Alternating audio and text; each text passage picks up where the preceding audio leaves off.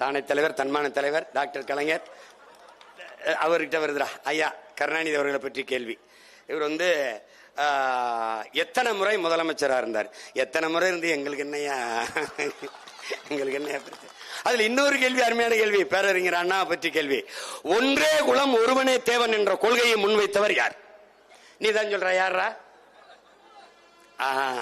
இப்போ ஒன்றே குலம் ஒருவனே தேவன் என்ற கொள்கையை முன்வைத்தவர் யார் அப்படிங்கிற கேள்வி. யாருங்களா? அண்ணாதுரை அவர்களை பற்றிய கேள்வி. நீ என்ன நினைக்கிற? அண்ணாதுரை அவர்கள் எழுதுனா நீ மார்க் மதிப்பெண் போடுவ.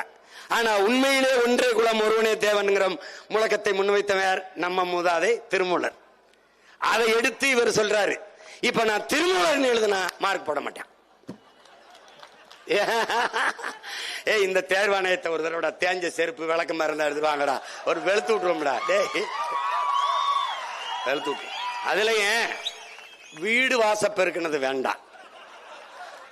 கக்கூஸ்ல இப்படியே தேய்ச்சி வச்சிருக்க ஒரு கட்ட குட்ட ஈக்கிமா இருக்கும்டா, அதை வச்சு வெளுத்து.